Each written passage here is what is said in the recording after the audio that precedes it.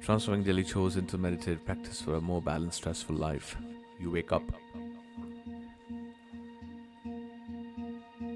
and before the day has even started, the list begins. Dishes as a daily chore, laundry as a daily chore, vacuuming as a daily chore, cooking, and groceries. For most of us, chores are just something we endure, a gap between the moments that actually matter. But what if that thinking has it backwards? What if the most ordinary parts of your day, the scrubbing, the folding, the sweeping, could be the very moment where you find calm, clarity, and even joy?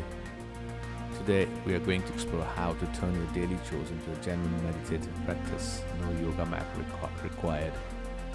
So in the section 1, why chores stress us out. Let's be honest about why chores feel like a burden. It's really the task itself. Wiping a counter takes 20 seconds. Stress comes from how we relate to it. The resistance, the mental noise, the feeling that we should be doing something more meaningful.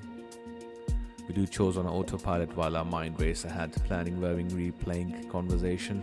The body's in the kitchen, but the mind is somewhere entirely else. This mental split is exhausting, and it's actually the opposite of meditation.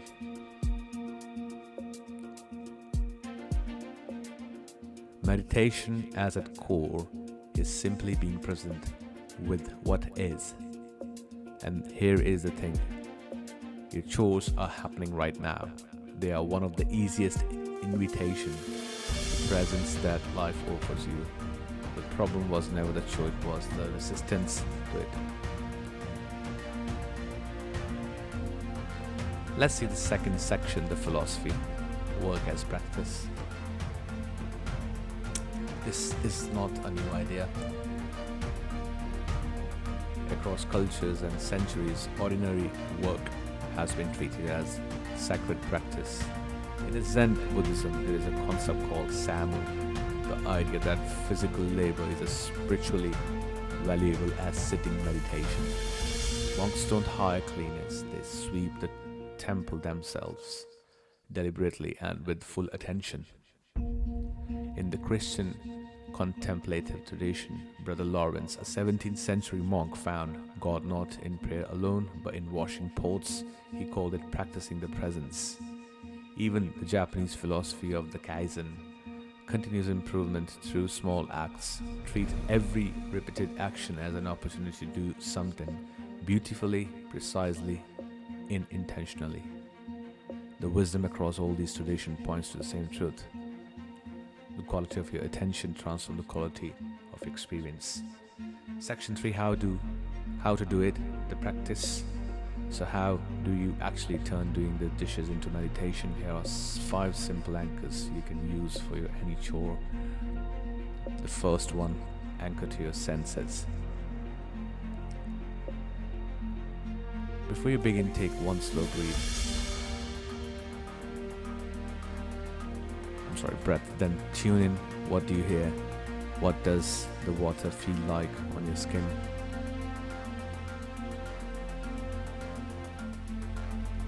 What do you smell? Sensation pulls you out of your head and into the present moment. Let the chore become a sensory experience, not just a task. Second, slow down just slightly. You do not need to move in slow motion, but doing the task 80% of your usual pace and the pace. That small shift creates space between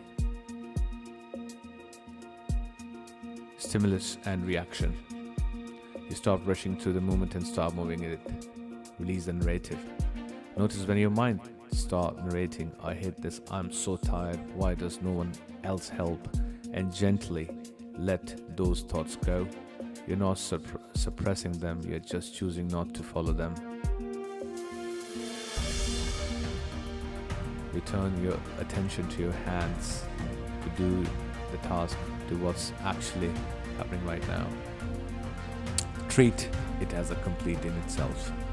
Most of us are mentally racing to finish the chore so we can do something better. Try this instead. Let the moping be the destination. There is nowhere else to be. This is it. That shift alone can transform frustration into something close to peace. Fifth, use rhythm as an anchor. Many chores have natural rhythm: sweeping, stirring, folding, scrubbing. Rhythm is deeply calming to the nervous system. Let yourself feel the beat of the task. If it helps, sync your breath to your movement.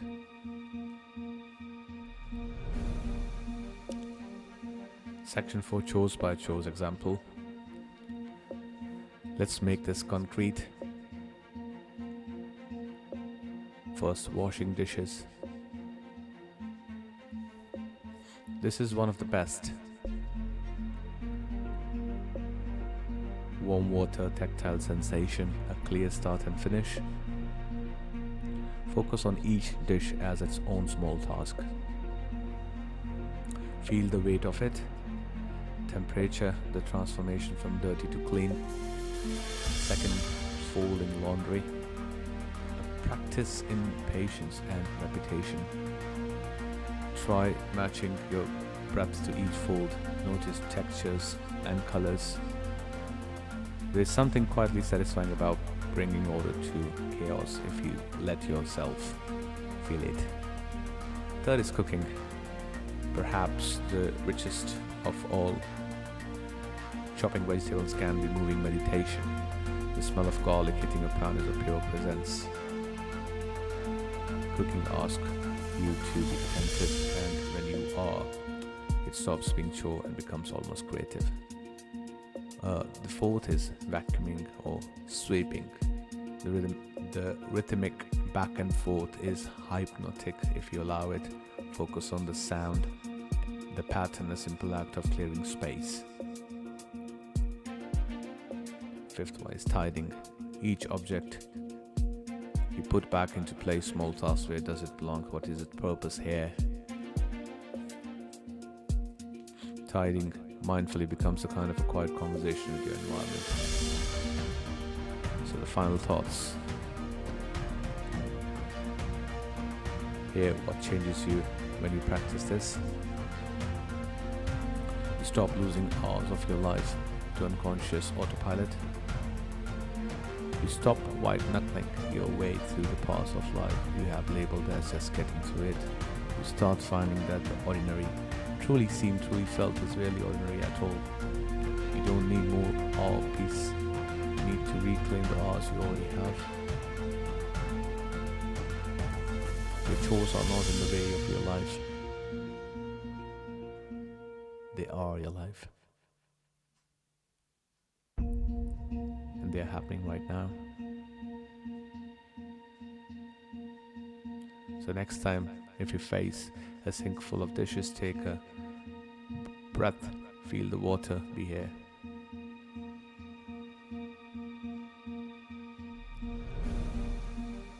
This is what is the whole practice. Try today, pick one chore and do it with full attention. Share what you notice.